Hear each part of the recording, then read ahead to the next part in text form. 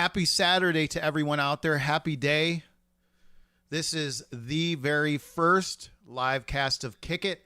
So everybody's wishing that it goes well. I am too. But you know what? I just wanted to thank everybody right now, wherever you are, for joining me here.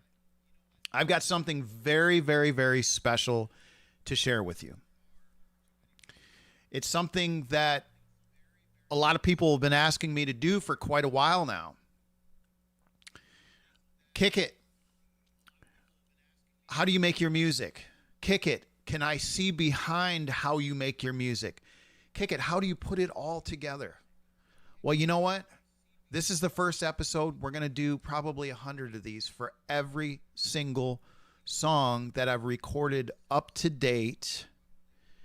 And I'm going to take you through this live session instrument by instrument, how I created it.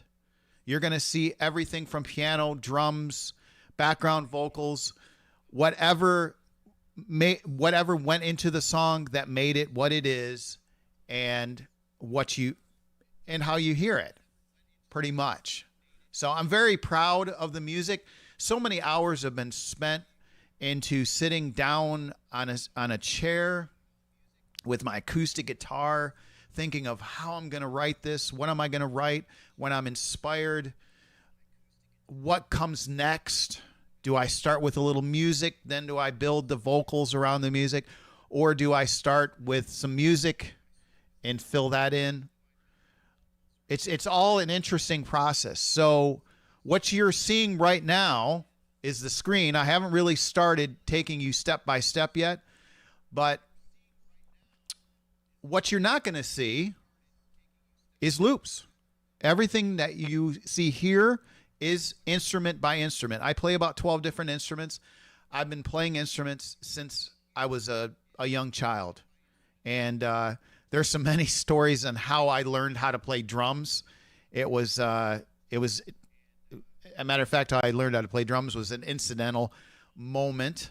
My original drummer back in junior high school, he was constantly getting into scuffles because of his younger brother. So sometimes when we were playing places, if he couldn't make it, they said, "Hey, you're the lead singer here. We need a drummer." So I would just start playing drums. So a lot of that, besides piano, is how I started. So anyway, today we're talking about how I created Watamelon Man. And Watamelon Man came to me on a trip to Jamaica, of course. You know, the whole vibe with Jamaica is it's a cool thing. And what happened was we were in a taxi, actually on the way back to the airport, and our taxi cab driver, he was such a cool guy, very flavorful guy. And Bob Marley and Wailers came on the radio, and so we're all kind of bopping, you know, to the track, and I said, "Oh man," I said, "they just don't do it like they used to, you know, with reggae." And the taxi cab driver said, "No, they don't. No, they don't. No, they don't." And I said, "Oh man, here it comes. Here's the first verse. Here's the first verse. You know, they don't do it like they used to. They don't do it like they used to. No, they don't. They don't. They don't." So this song actually, it's paying homage to reggae artists and ska artists who started it all. And what I'm going to do is I'm going to break down instrument by instrument today how I created the song. So if you're a producer, if you're a record label, if you're a musician just looking for a little inspiration, I'm taking you in and dissecting this entire song and showing you step by step how I put it together. There are actually 62 tracks that you're going to be looking at here. And here's an interesting one. A lot of people say, "Well, James, if you don't use loops." Now, sometimes if there's some ambience that I need and I just don't feel it, I'll put some of that in there. But they say, "Well, if you're not using loops, why are you using Acid Pro?" Well, there's a lot of, I've messed with them all, Ableton, all of them. But I've been using Acid Pro since $19.99. Back when it first began as a Sony product. And I've just stuck with it because I know this program inside and out, and it's very, very easy to use. And it's 24-bit. This track was actually done in 16-bit because I didn't get the setting right, unfortunately. But you know what? The difference between 16 and 24 bits really not that much. So I'm going to go ahead and take a drink, and we're going to get right into it because I know that everybody kind of came there. They want to see how I put this all together. So with this particular track, actually, a lot of it was done with my synthesizer. I don't know if you can see it here. And it's a Roland Juno DS. It's not a super fancy synthesizer, but it is well equipped. And I have Roland TD drums, and I have my bass guitar. It's over in the corner, and electric guitar. And basically, a lot of these songs, how they start off is just their inspiration. I could be in the lake somewhere, or in the shower, or somewhere like that, and I get the idea. And I literally race. When you get an idea for a song, you stop everything and get to a piece of paper, get to your phone, whatever you need to do, dictate it on audio, or just get it down. You got to get it down right then because it's fresh in your mind. And it doesn't have to be beautiful, eloquently laid out. Just get the idea down. Then you can return to it. So my favorite's on my iPhone. I just go to... and I hit the audio recorder and just record whatever's happening. If it's a scat, if it's a beat, you got to get it down. You got to get it down because some of the best tracks that you may ever come up with in your mind may be lost forever if you don't get it down. So, and when I mean get it down, I mean, if you're in the shower, of course, you need to be practice a little safety. But if you're in the shower, you got it. Grab that towel and just go. Go get something. Just go write it down, whatever you can do fast, and then go back and take a shower. Finish your shower. So I know it sounds a little crazy, but that's how some of my best stuff came out. It's just fly the moment. It came out and I was, wow, this is great. And a lot of those good ideas are going to keep hounding you. If you get that one good idea and you didn't write it down, that's that manifestation knocking on the door saying, hey, this was something good. We got to get it out. We got to open the door. We got to get it out. So here we go. Let's go ahead and start right now. I'm going to take you through, again, this is 62 tracks. They're little composite tracks because what I'll do is after I get the main gist of the song, like drums, guitars, all that good stuff down, I'll say, ooh, this might need a little piano here. Ooh, this might need a little more. This might need a double layer of jazz, like a little jazz guitar or another little rhythm. So I'll just put it in. Now, again, I'm not going to overthink it either. I'm just going to say, I'm going to let this song evolve nicely. And sometimes, even if you take a step back and you sit in silence for a few minutes and you say, you can almost hear what needs to come next. Now, I don't want to bore you with all the music philosophy, but the thing is, if you fill your mind with music daily, weekly, if you're at work, if you're able to do it,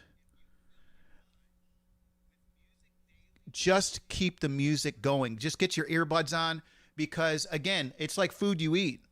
The food you eat, it's going to get you going. It's going to give you energy. And the food that you feed your mind is going to help you create better music. I was just at dinner the other day, and I think it was Chopin Nocturne number 7 came out. And I was the only one at the table, and everybody's looking at me like, you music nerd, you know all this stuff? Well, that's because I'm either listening to Fela Kuti, I'm listening to reggae, and I might go to the Beatles, and then I might go to something today. So I try to fill my mind with a variety of music all the time because there's so much great music out there. So try not to limit yourself as to what you listen to. I mean, if you're just listening to rock, it's okay. You're allowed to listen to but if you can fill your mind with variety, it's kind of like a lady I used to know who lived across the street. I grew up across the street from this lady, and all she would eat is hot dogs. It sounds dumb, but honestly, all she would eat was hot dogs. You go over there and say, hey, what do you want? Hot dogs. Hot dogs for breakfast, lunch. Again, with your music appetite, fill your music appetite with more. So sometimes and here's a good example. There's been a few tracks that I just did recently where it needed an orchestral arrangement. Now that's intimidating. You say, I don't know anything about playing, violins or cellos or whatever. Well, if you're listening to a lot of that stuff, you can almost begin to hear it. The melodic scales, the 1 3 5, the da da da da da da da. So you get this. This is maybe the high note, and then the bass could go here, and then my vocal could go here. So then you say, okay, let's take that violin, and then let's do it in threes. Let's do it in a triad. Da, da, da. And next thing you know, you're starting to. And then what you're going to do is you're going to layer that over the top of, say, a vocal, because usually strings and orchestral arrangements, they go over the skeleton of the track anyway. So anyway, I'm not going to bore anybody anymore with a lot of this stuff. So we're going to get right into it. So I'm going to take and we're going to scroll all the way down. And actually, let's just start off with the beat. I wanted to come up with a funky beat. Reggae, reggae, it comes in a 1 3 4. You're like 1 off 2 3, 1 off 2 3. And I said, you know what? I know I want it to be reggae, but I said, let's just come up with a funky beat. So here we go. We're going to signal off Kick It's funky drum beat number 1 here. And actually first, let's just play just a little bit of Watamelon Man so you can hear what the finished product is. Hopefully that came through. I hope everybody's hearing that. So you're saying that must be maybe 4 or 5 things going on. So actually it's a little more than 4 or 5 things going on. So here we go. Let's do the funky beat. Right? Okay. Pretty easy stuff. Okay. Now we're going to add in just the bass. Now, again, you say, that doesn't even sound like what he just played. But give it a second. Okay, pretty fuzzy. Now, let's go ahead and get into what I call the hypnotic synthesizer. So we're going to play this back, and we're adding these 3, the hypnotic synthesizer. So you're going to, what is this? Ooh. You didn't hear that on the finished track, but it's there. It's just in the background. Okay, so now we're going to add a little jazz guitar to that. We're going to add the jazz guitar A, B, and A and B. Why I labeled it A and B was it's an overdub. I basically played it once, and then I played it again. But what I did was, I'm not going to stretch it out right now, but what I essentially did was, I took the second track, this first track, I took the second track, and I just moved it over like a millisecond, okay? When you take a track and you duplicate that track and you take it over a millisecond, sometimes it fills in a lot of space, okay? And gives you a more dimensional feel. So anyway, that's what I did there. So so what we have right now is we got the drums, the bass guitar, the hypnotic synth, and then the jazz right here. Now you can't hear that because it's just ever so slightly in the background, okay? All right, so now what we're gonna do is we're gonna put in a little bit of funky guitar, okay? And I'm just gonna signal just that funky guitar because you're gonna say, what is this? But again, that was all being built into the song. So here we go. Here's just that bit of funky guitar. What is that? That's all part of the song again. Because as I was culminating the song, these little things, I said, oh, that would sound kind of cool there. So now let's add some hi-hats. Just to that. Now, what that the hi-hats did was accentuate the original drum track. Okay, so let's just listen to these. It's going to sound weird. Now, if you're listening to this on the speakers, your headphones right now, you're going to hear that those hi-hats are bouncing left and right. I wanted, again, to get that full dimensional sound. So again, now we're going to start popping in everything else, all the other instruments that, now it's starting to come together. But you're only hearing about 8 tracks right now. Now you can take this. I love to do this sometimes too. You can take this. I would call this the stripped version. Okay. There's no horns. There's no brass to this. It's just the stripped version. So you can actually take this and build, if you wanted to, another track out of it. I think, you know, if you're listening to Watamelon Man like this, right? That sounds completely different, doesn't it? So if you take this, it could be anything. You could even do like a crazy rap to this. So let's move on. What is our next instrument? Jazz piano, A.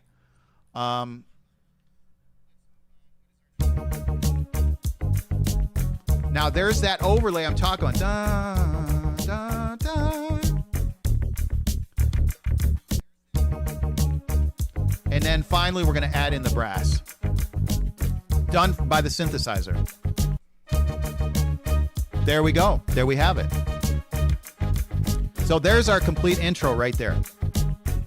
So going back engineer notes, we've got jazz piano, a little brass, some hi-hats, and so we got 2 different guitars. We got a jazz guitar, we got like a fuzzy guitar, and we've got 2 sets of drums, and then we've got the brass. So now I'd like to highlight just the vocals now. So bear with me just a second. So I started off with just 1 track and for the vocals, and I said, oh, that sounds a little thin. So I said, how am I going to harmonize my vocals on this? And I said, I'm going to have to do it. So either that, or I was thinking, I said, oh, maybe I need a female background singer for this. And I even tried that, and it didn't work. So now this is going to sound terrible because this is just the first track. Here we go. Let's see. They don't do it like they used to. They don't do it like they used to. They don't do it. Now let's add the second. No, they don't. They don't. They don't. They don't do it like they used to. So what I did was, if you see here, these are both on the left side of the speaker. I panned those left. Now let's add in the third track of vocals. They don't do it. This one has a little bit more echo. I just wanted a little bit more depth. Like they used to. They don't do it like they used to. No, they don't. They don't. They don't. Now let's add in the fourth vocal overlay. They don't do it like they used to. They don't do it like they used to. They don't do it. Did another a more higher range. No, they don't. They don't. They don't. Let's see here. And let's add the fifth one. There are actually 7 tracks. They don't do it like they used to. Now I added that last one on the right speaker. They don't do it like they used to. No, they don't. They don't. They don't.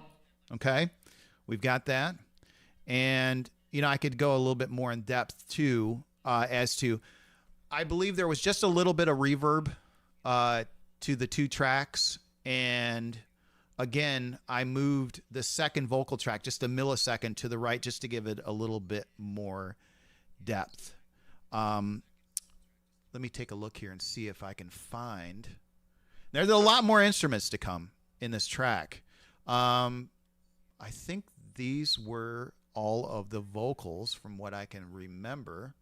Let's go ahead and take a look here. Oh no, here they are. I think these are the original vocals.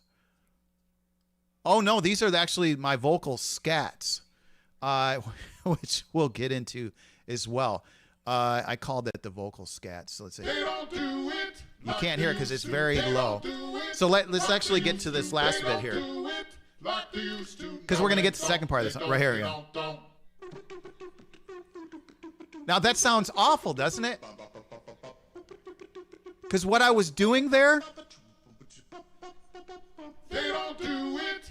So let's go back to those scats again, because that's very, it's very interesting now that I remember this. So sometimes when you're going through a song, you're like, oh, the lyrics aren't coming to me. I find it's easier just to scat through it. Like, so if I was to listen to it, what is it? What am I gonna sing about? Sing about now. What am I gonna sing about? Sing about now. Is it gonna be the Reggae Man? You know, da da da da da. So all these, what these were actual scats, and I actually just left them in. This is the second half of that scat. But I did it very low. So here we go. It sounds terrible, but when with the entire track, it gets interesting.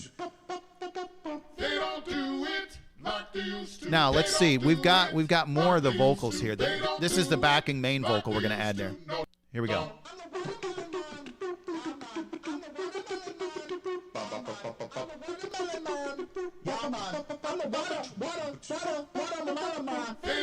So there's a lot going on there.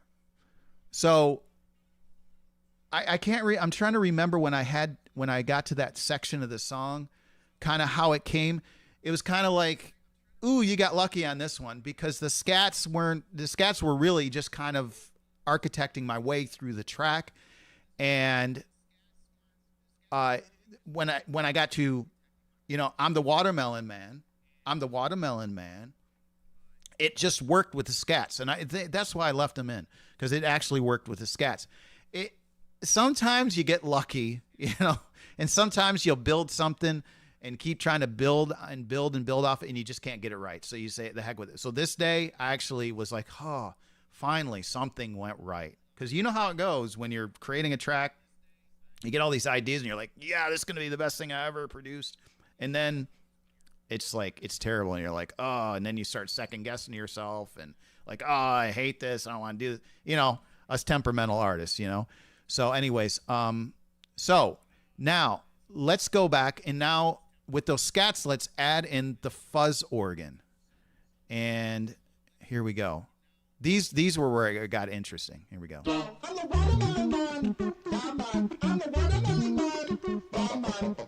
It's all mixed in with everything else.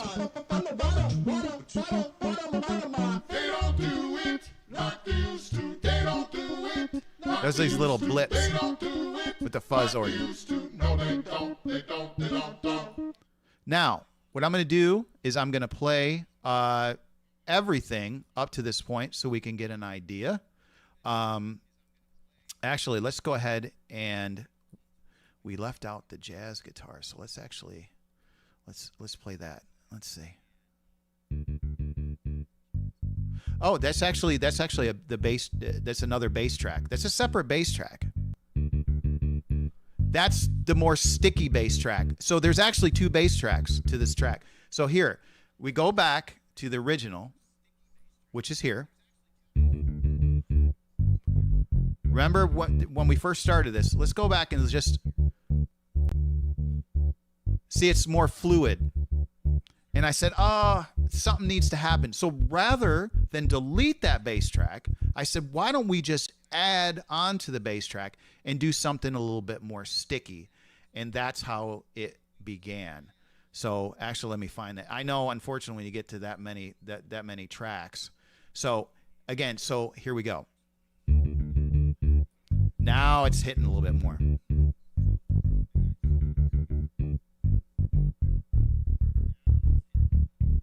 Okay, so let's play the entire track now, and we'll get up to the scats.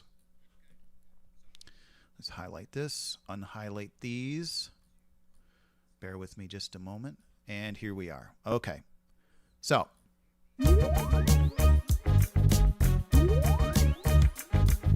you're starting to hear all those little instruments I put in there. Now, the last bit is the jazz piano. Okay? All that's doing is just following the lead of the bass guitar.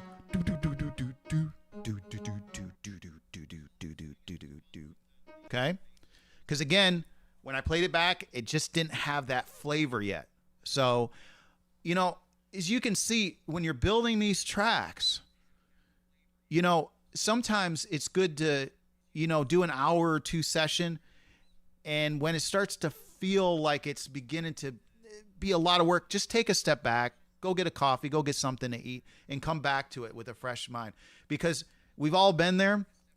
You know, late at night, you've created this great song, and suddenly you wake up the next morning and you're like, I thought this was amazing at first. What happened? I thought this was great and it was terrible. Well, again, you just need a fresh perspective. It's almost like painters, you know, they're painting like this. They say that in art school. They say, you know, when you're painting a picture, every 5 minutes, put the brush down, take a step back, and just step back and look at it. Because what's happening is your eyes are like glued to it. You can't. You're kind of like here, you know. And so take a step back and just look at it again, because you're going to get a different perspective.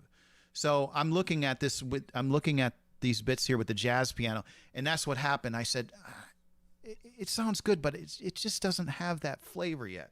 So took a break, come back, listen to it, and I said, why don't I just add something a little higher? And I started playing with the synth, and no. I said, why don't I just do a little bit of piano? Well, the regular piano wasn't working either. So I found jazz piano on the Juno, and that seemed to work. So lastly, now let's move on to this is a brass section, and actually, give me a second here. Let me see. On the Juno, the brass section is, it's BRS01. It's X brass, a brass section. So it's actually the first. It's the first sound in the brass, and that's usually my go-to. I like that. I don't know how to play any brass instruments, so I did mess around with the saxophone, but wind instruments and me, they're just different. So I do those on the synthesizer. So here we go. Here's the. And it sounded realistic, you know, when I first laid it down. But what I did to make sure is I added a little reverb, and I did that little trick. Let's see. I'm going to stretch this whole track out to see if I did that. There we go. Yeah, I actually did that. So I'm really going to stretch this thing out so you can see it. Let's move it down here. Okay. So you can see here, this is the same track, but again, I brought the top track in about a millisecond. You see, these are the millisecond. I brought this second track in about a millisecond later, and what that did was it created a fullness. You can only really see that when you're listening to it on the headphones, or speakers. It's kind of hard if you're on like a device right now listening to it. So here's that track again. And it has a little bit of a delay to it too.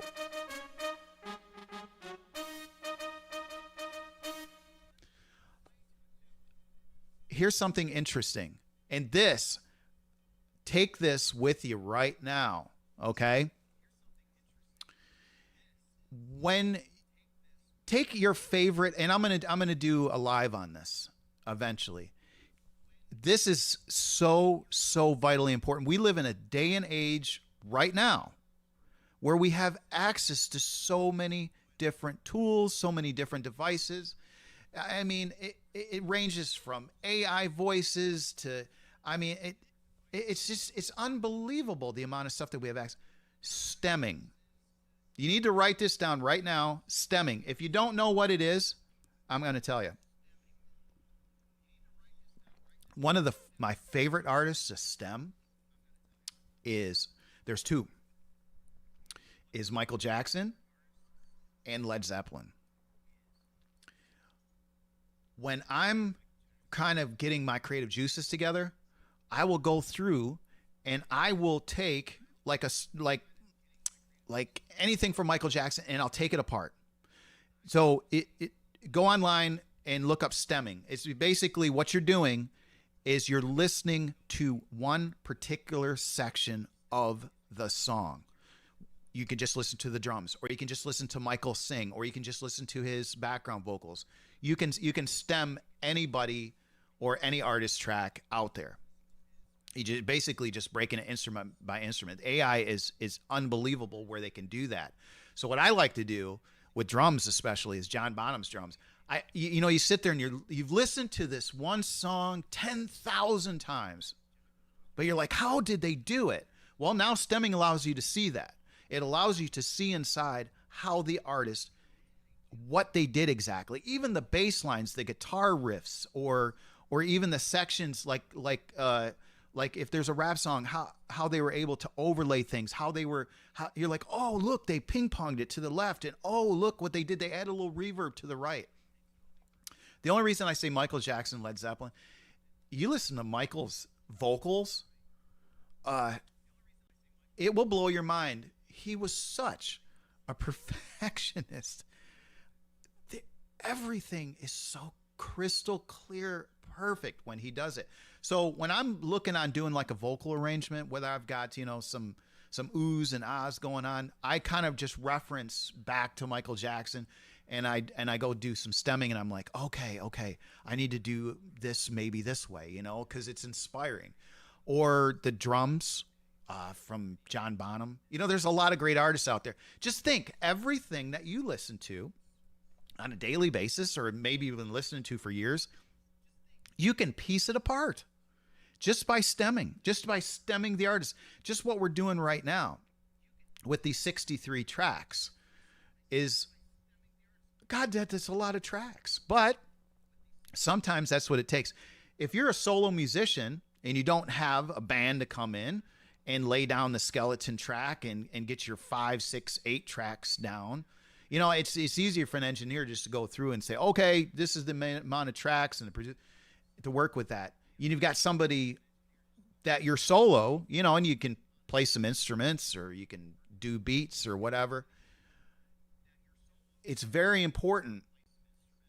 It's very important to be able to look back and kind of say, okay, this is how this all came to be. So anyway, don't beat yourself up if you're doing a lot of tracks, because if that's what it takes, that's what it takes. You could be at that solo and you say, it just doesn't have enough to bring it home. So sit there and do another track on top. Why not? Do 3 or 4 piano tracks just to get that. What was it? I was reading that it's actually a Beatles song. It's Dear Prudence, that Lennon actually did. I think it was, I don't know how they did it, because they only had an 8-track back in those days. I guess they ping-ponged it between the left and right. But the guitar bit there, I think, was actually overdubbed, I think, a dozen times, because he just didn't have it the way he wanted. And actually, Strawberry Fields Forever, some of that stuff was redone too. So again, you don't have to follow a particular format when you're recording anything. You just need to go with it. Just go with whatever you got going on in your mind and just let it evolve. Now here, as far as structuring, I do like this when it comes to structuring. I'll sit down on a piece of paper and I'll say, okay, I know the gist of the instruments I want to use on the album. And it's just kind of toying around in your head. Say, okay, let's do some engineer notes here. Let's say, okay, we've got our instruments. Okay, these are the instruments. This is our tool set. This is what we're going to use for the main part. And then if anything else welcomes itself in, do it. Why not?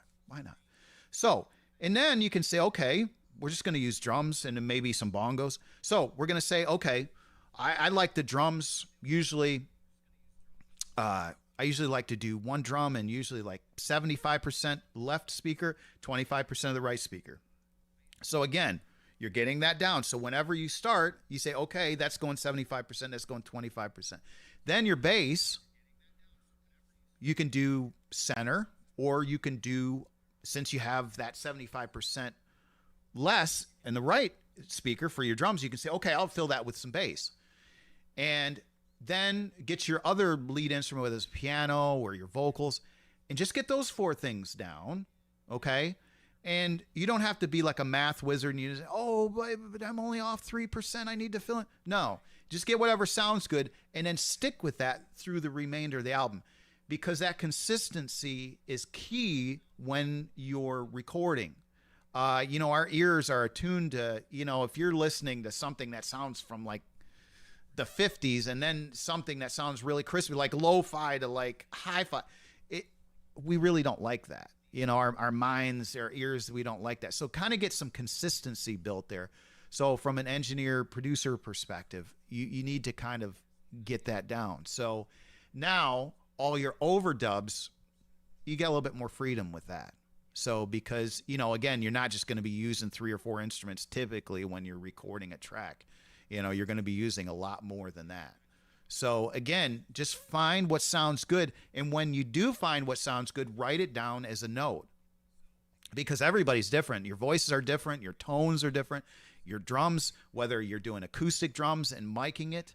Oh my gosh, I remember, my first drum set trying to mic it. My first place, I think it was 17 or 18. It was in a basement. It had the drums in a basement.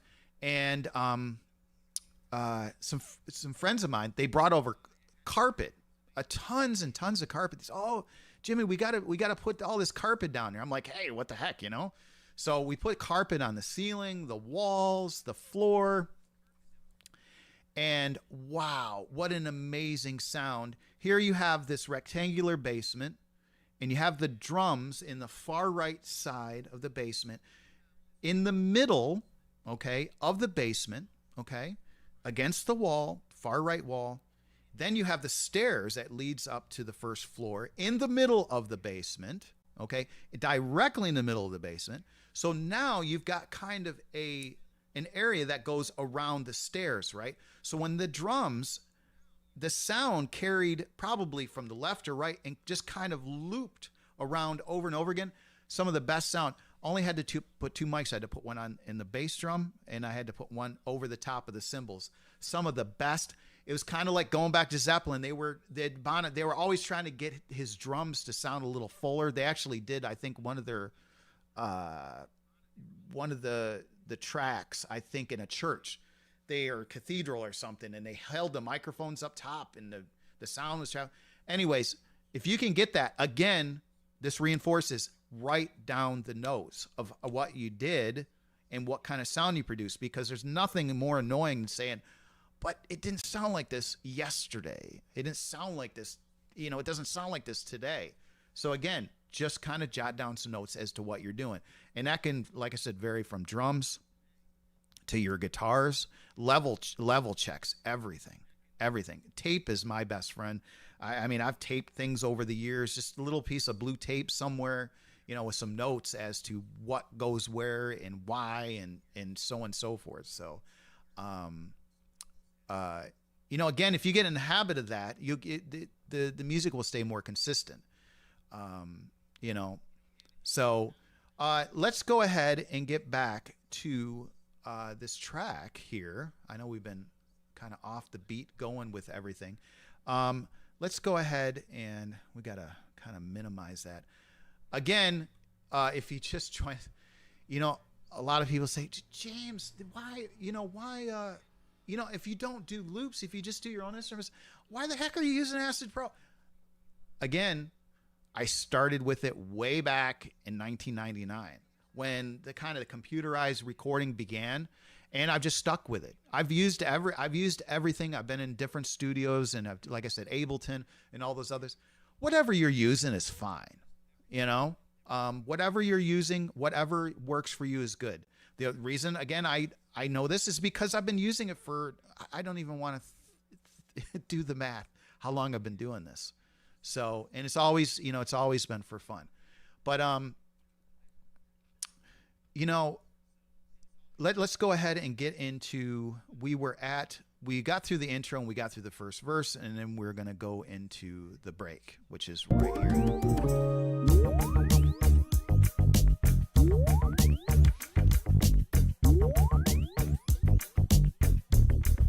And then we go back to that. They don't do it like they used to. They don't do it like they used to. They don't do it like they used to. No, And then we go into that bit there. There's those scats and the Watamelon Man. There's a lot going on in there. And we're going to get into the... This would be like a very short solo. Okay. I want to stop this real quick before, and I'm going to play this back again. The song at first was a little boring to me, and because that bit just kind of went into a little break and it went right back into the Watamelon Man. And I said, it doesn't have that Caribbean feel to me yet. So I said, I need to come up with something a little bit more Caribbean, maybe some metal drums, just something more with a Caribbean feel. So I literally took this song, broke it in half, and interjected this bit. Now, that sounds a little crazy, but I have also heard of bands that do that. Now, this is something interesting that may be an eye-opener to you, that if you've never heard of this happening, I've seen this done in studios. I've heard of people doing it. You know, the producer says, okay, you know, the song sounded pretty good. They've just recorded the song. It's not done. It's just kind of just, you know, still in a demo stage. What about the solo? What about the intro? And everybody said, well, you know, it kind of goes like this. So you can look at a song too and say, okay, we've got the song done, but now let's just focus on the intro, not playing through the entire song, but just the intro, because the intro is, again, is what's going to hook everybody because of whatever frequency that you're putting out there. So again, they've done that.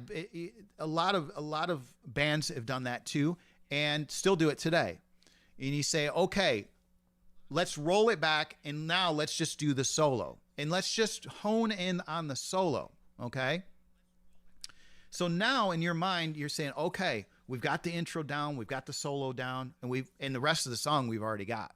So again, right in between the working on the end of the song, let's go back to that intro again and let's work out the intro, and maybe just record the intro separately and bring in that intro into the song.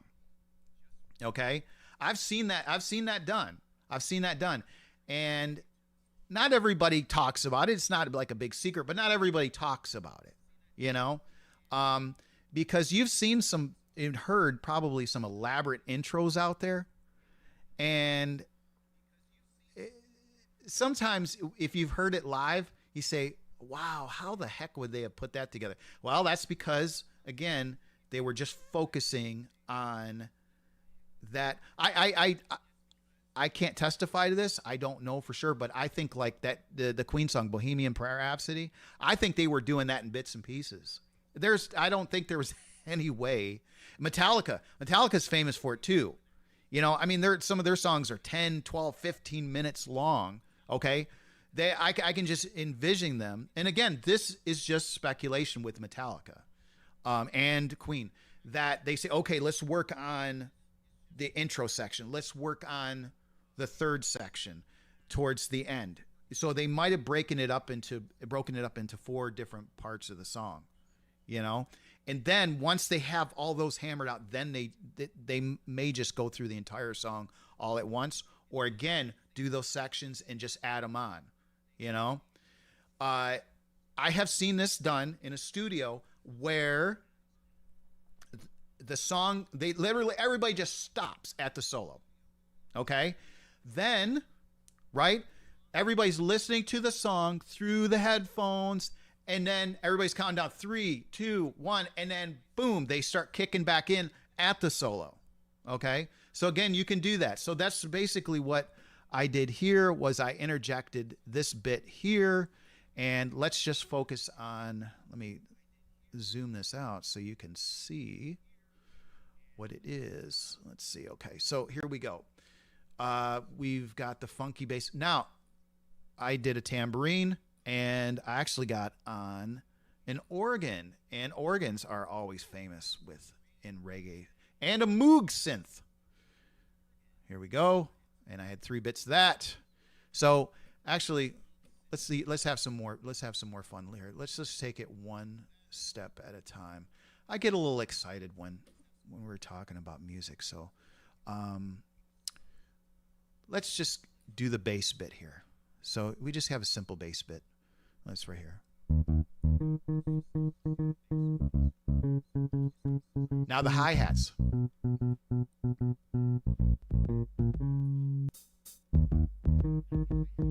And the bass. Okay.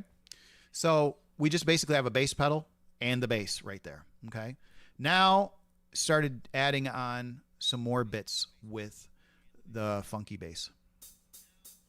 Oh, see, now that was a spot I should have cut. It still ended up in the song, but no, actually, I think this was just to keep me on time, but I ended up keeping it in there because I just did the hi-hats. Yeah. Yeah, there it was. Now again, this whole section you're hearing was just pieced in. Okay. Now let's add in the tambourine, because again, I like to do that, especially when you're doing drums on any track. Go back, put a little bit more. You know, if you got a bum bum bum bum bum bum, add that over the top of that, right?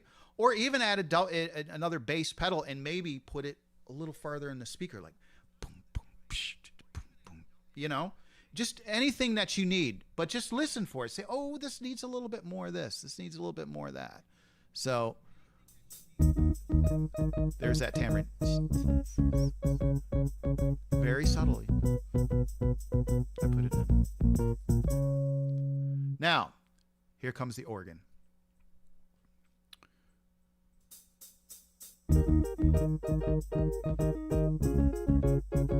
It's pretty cool, huh?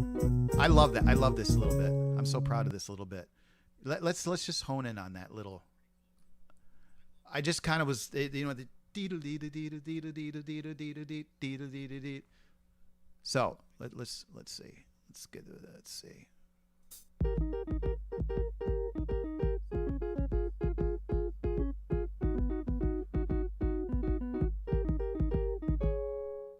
Some people are like, what is that?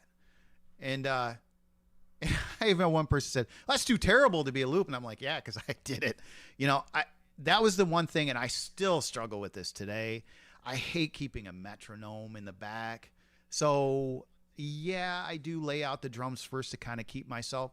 But don't beat yourself up. You know, if you slip somewhere, just kind of fix it.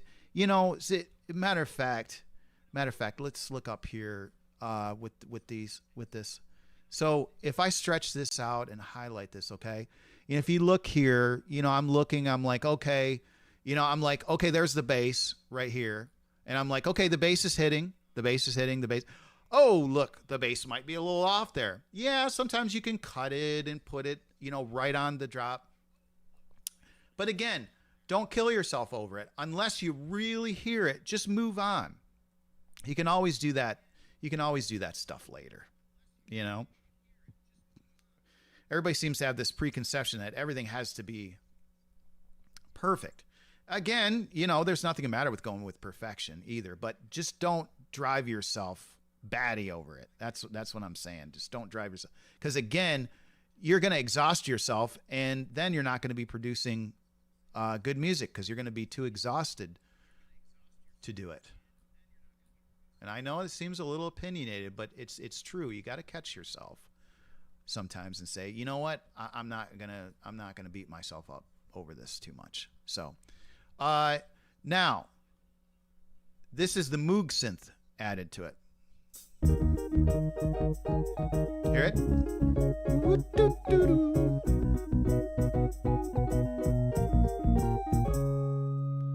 That could be like a little jingle. Now, I went a little step farther and I added some bongos to it.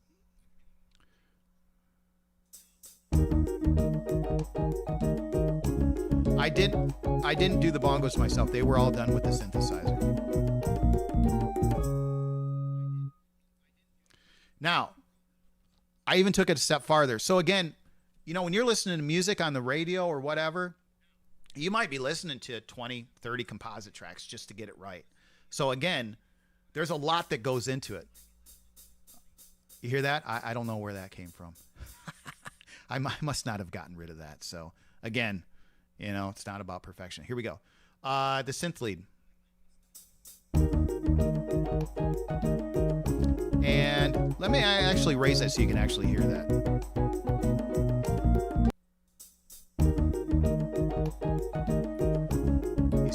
You still can't hear it. So it's just very, very lightly. Hear it?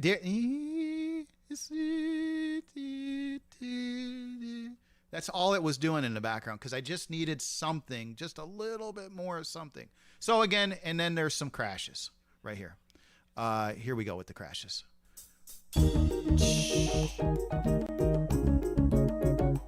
Now I'm listening to this. Maybe I should have done crashes.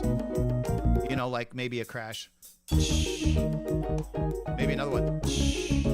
But I didn't. There's a lot going on in just this little track, as you can see. There's a lot. There might be 16, 18 tracks. Now, there's a little jazz guitar overdub here, too. And you see that little fade because it came in too much. So I faded it in just ever so.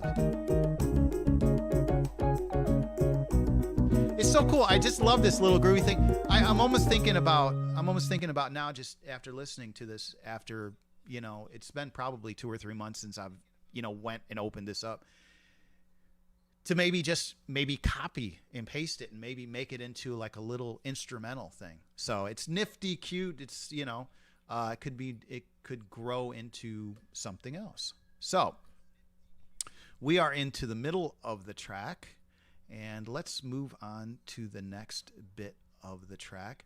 Again, this is not a very elaborate song in most regards, but it does have a lot into it. So, you know, there's another hidden agenda behind. I'd love to share this because if you're, again, a musician, producer, it's interesting to share, you know, how other people go about doing things, you know, and it's kind of like a painter in the room. You know, the room's going to get painted and everybody has 50 ways to do it, you know? So, but here's the other thing.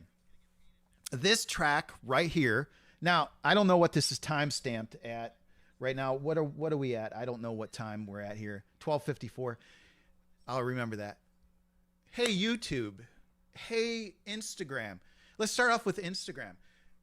When I released this track through the music distributor, the music distributor sent it to Instagram to add it to their library. So I'm waiting for it. I go to punch and kick it. Watamelon Man. It's not there. I'm like, what's going on? So I sent a message. Oh, it's probably because it was viewed as production. You know, if there were production loops or anything. And I, you know, of course, you're like, okay, calm down here. Yeah. What do you mean production? What? And so I just sent back a message saying, hey, you know, I can show you screenshots. I can do this, do that, show you that I created this out of thin air. Bass guitars, drums, pianos, the whole thing. So they say, okay. So they manually delivered it. I'm telling you right now, I'm going to have so much fun with this. Almost every 5th or 6th song that I record and release is hit by that. Either YouTube does it to me or Instagram. Is it a compliment? I don't know. Or what it is. But you guys, the algorithm or whatever detection device, it's not working. Okay? It's not working. Because obviously I'm showing you right now that I did it myself. So instrument by instrument. I can even get on this keyboard right here and just whip it right back out. So And again, if you're an artist out there, I feel your frustration. If you have this happen to you, I do feel your frustration, because it's, again, you know, you work so hard and then you want to release it and then they give you this big headache. It's like, come on, don't do this to me, you know? But again, it's all part of the game. So, you know, one day you'll get the last laugh in. But I just thought I would just mention that, hey, YouTube, hey, Instagram, your detection for all this stuff, the AI stuff, it's not working as intended. You need to tweak it a little bit. So let's move on here to the next part of the song here. And what we do is we get back after this middle bit, and now this bit here, as we can hear, is a little different. This was actually the original intro. This is before I said, oh, I need something else. It's just not getting it. That's when I added the brass here at the beginning of the song that you hear now. Right? What a difference. This is virtually almost the same exact track as the beginning, but without the brass.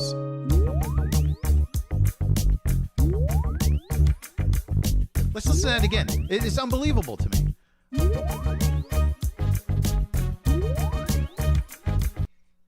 So,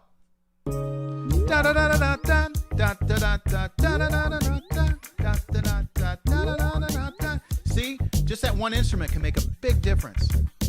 They don't do it like they used to. They don't do it like they used to. They don't do it like they used to. No, they don't. And we get into that crazy scat again.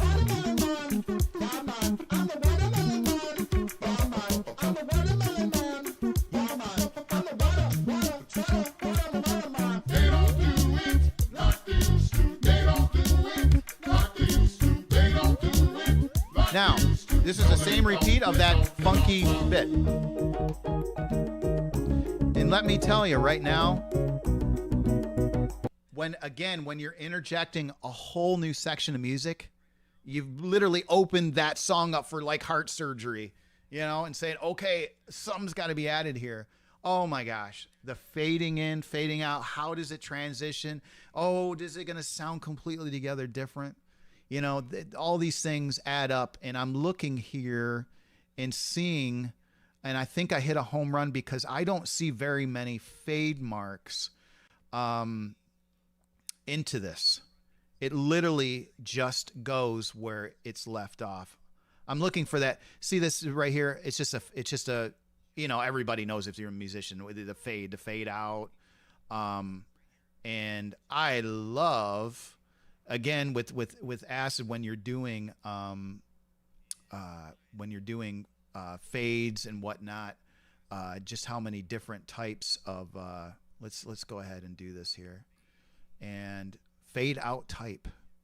I love these little fade out types. They're pretty cool things. So sometimes, you know, when you screwed up, but let's say that lead solo or something with your guitar, and you're like, oh, it was so great, but I really messed up there. You know, you can chop it.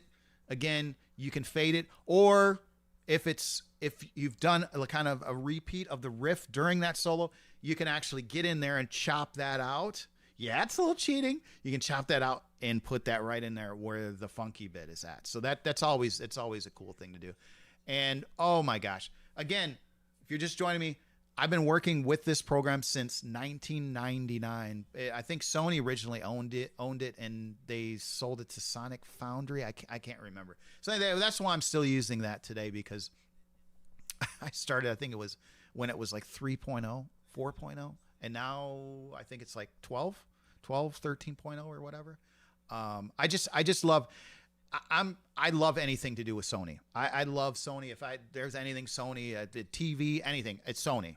You know, cameras, Sony. I just love anything to do with Sony, because I think that, you know, I don't want to get in trouble here, but I think Japanese technology is really, really superior.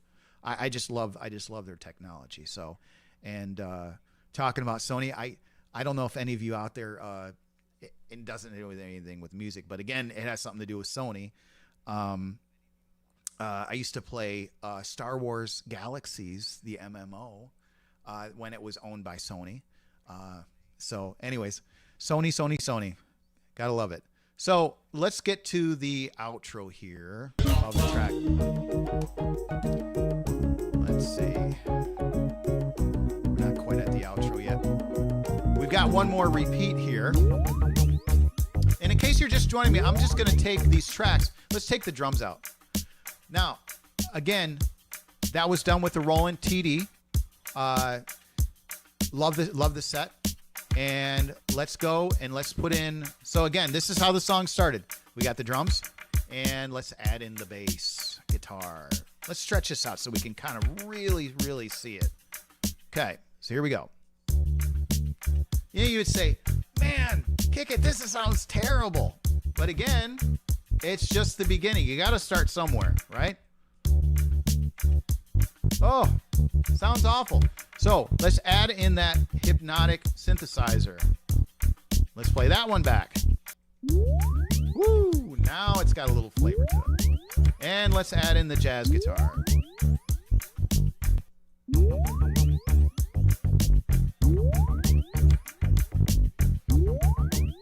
And again, still pretty raw, but it's coming together.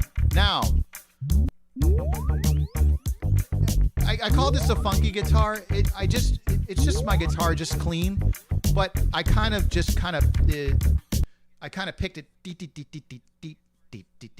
I wanted it really sticky, because what I was trying to do was the bass notes were sticky too. If you look here, if you stretch these out, you know, each one of these, I've got it really stretched out. So again, sticky. Let's keep moving on here. So now let's add in the hi-hats to that. Sorry. Okay. Now let's add in that second section of hi-hats. Again, I want to bring it home because listen to the hi-hats. Now, if we take those out, sounds good, but as soon as we add the hi-hats, you hear that a little bit more. It kind of accentuates it.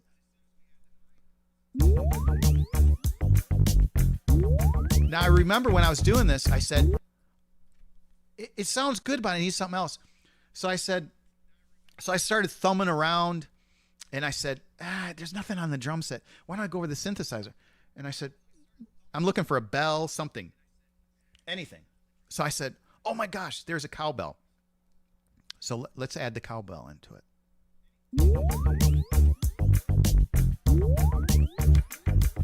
You can just barely hear it.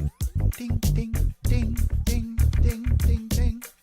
So again, with the drums, there's probably 6 or 7 different bits. You know, they all say the rule of thumb is drums and bass carry the entire song. So when you're working on your track, really do try to hone in to drums in the bass, because once you get that down, it's going to carry it carries the entire song. So again, if you do want to overly emphasize on anything during the song, get into the bass and the drums aspect of it, because it's very, very vital. Whether you're a beat maker, and beat makers know this too, you know, again, that's why they're beat makers, because that is the heart, that is the base of the song. And the bass guitar is kind of the undercurrent of the track as well. So again, that's why you're going to hear a lot of overdubs. When I do a lot of stuff, when it comes to music, a lot of it is going to be honed in on the bass and the drums. Okay? So now we've got, let's go ahead and get into, sometimes when you zoom in, you gotta zoom yourself back out to see where you have. Again, it's one of those things when you have 62 composite tracks. So, but again, all of these little tracks, these composite tracks, were the ingredients for the song. They all needed to be there, because sometimes I will work myself backward at the end when I'm doing the edits and say, okay, what can I take out? Is this needed? Is this not needed? And sometimes it's all kind of needed. So again, when you're doing all this music by yourself, somebody could be playing guitar and say, oh, that sounds good, and do that. You're not doing that. You're going, almost measure by measure half the time doing this. So composite tracks, if it's necessary, just do it. Really, just do it. I truly believe in just doing it. Don't overthink anything. Just do it. Here's the other thing, and I see myself saying this in every live that we're going to be doing. So anyway, if you're I'm jumping around. If you just joined us, I'm going to be going through track by track. We probably have maybe 50, 60 more of these lives ahead. And I'm going to show you, because each song is uniquely different and it was uniquely structured. So there's some interesting ones. So when we do these lives, I'm going to try to do a live every Saturday. So I don't know if many of you know, I do have an inspirational channel on YouTube too. It's called Think, Dream, Do. I talk about just daily tips and tricks and how to get your head straight. So again, just things I've learned over time, because I think to make good music, you need to get your head in the right place. I don't believe that all artists must suffer to make good music. I truly don't believe in that. So let's go ahead and play the whole song back, and let's just see what it sounds like all together.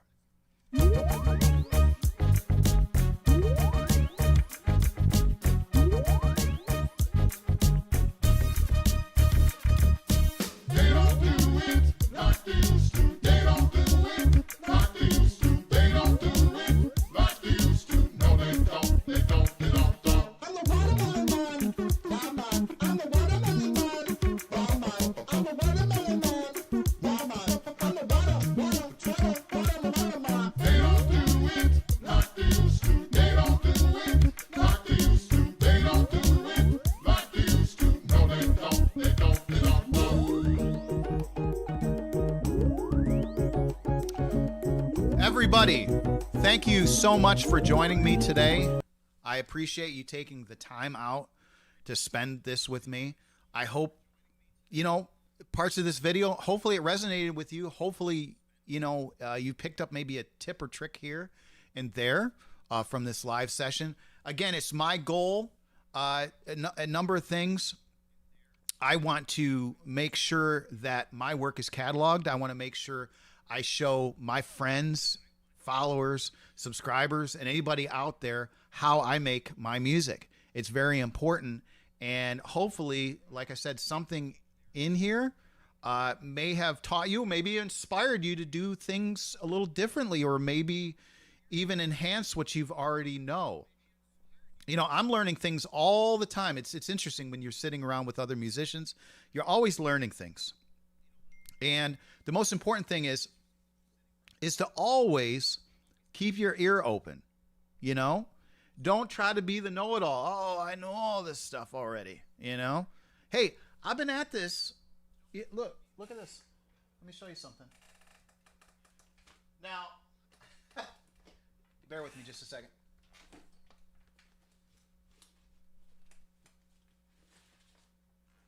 I'll show you this here. Now, I've been at this a long time. This goes all the way back. I'm going to show you this here in a second. This goes all the way back to when I was in high school. A friend of mine, we used to, after school and stuff like that, we would sit around like kind of with two acoustic guitars and write music. And hopefully, I think I'm going to share this video with him, because I don't think he's seen this for a long time. I want to show this to you. This music book, all the way back to 1994, and yes, it kind of shows how old I am. Not going to tell you, let you all guess. So anyway, but look at let me see. These are now every year since probably 92. We just sit around and just write songs. And look, sometimes, this book has been through it, but a lot of these are just silly songs. But I don't know. Hopefully you can see this. But again, a lot of these songs start just with sitting with an acoustic. So you write your lyrics out, and then you put your chords next to it. Wherever your chord changes, just put that on there. And again, get that structured. Get that structured, and then even if you just sit there with the acoustic and the and your vocal, just put in an acoustic and a vocal, just get the song down, and then maybe you could even go behind and put drums to that versus drums. And usually when I'm on the drums, I have a microphone and I'm usually kind of singing to it. I'm going to take that vocal out, but at least it gets me down. I'd always just love to put everything, start the whole song off from a piano or a guitar perspective, but it's kind of tough. Usually you need to get those drums down first. So, but listen, everybody, again, thank you so much for joining me. This is the first live session, and they're going to be probably at least about 50 more. I really enjoy just sharing the music with you. And again, my whole intention is to see if I can help inspire you in any way. And a little bit of that is just to say, hey, Instagram, hey, YouTube, this is my stuff. So that too. But anyway, listen, if you have any questions or you want any comments at all, please, if you're on Instagram, you can find me at Kick It Music. Just send me a DM, and I'll always answer back, because of course you're my friends, you're my followers, you're my subscribers. Yeah, I'm always interested to what you have to say, because again, I see a lot of people heading down the weird road, and I'm just trying to help you as much as I can from my own experience.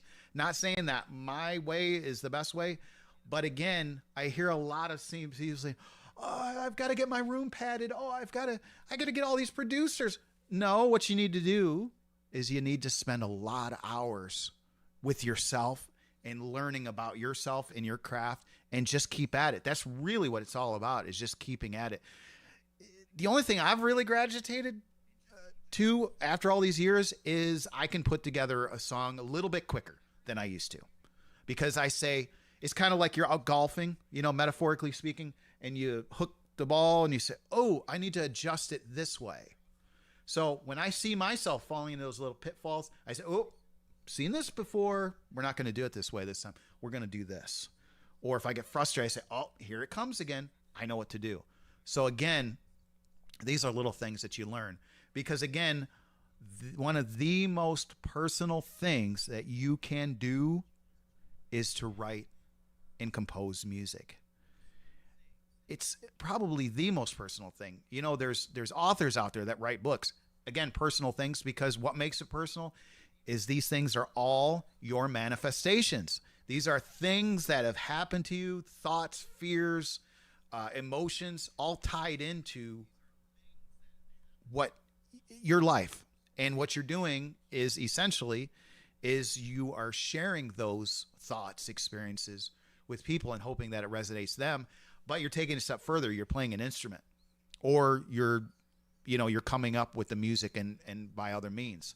So again, it's a very personal thing. So again, just keep spending more and more time with your craft. Anything, it's like anything else. You just keep doing it. You just get a little bit better at it. So again, you have anything to ask me, please, by all means.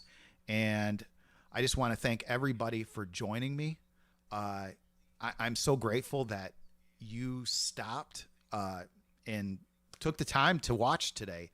So again, remember, put it down on a note that, hey, this coming up Saturday, I will be doing another live.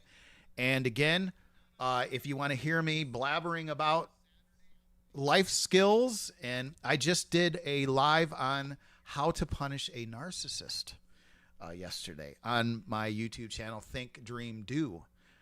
So again, if you see that Think, Dream, Do, again, hop on that channel. So these are my passions. I love philosophy and music and art and comedy. So only if we had enough more hours in the day, right, we could be doing so much more content. But again, we only have so many hours in the day. So, but anyway, thanks so much for joining me. And I look forward to seeing you again. And it looks like nothing bad happened during this this episode. So technically, everything went well. So thank you so much. I appreciate it. And I'll see you next Saturday around noon. Okay, so be looking for me next Saturday at noon. Take care, and I wish you all a pleasant weekend. And thanks for tuning in with me to watch how I made Watamelon Man. See y'all later. Bye-bye.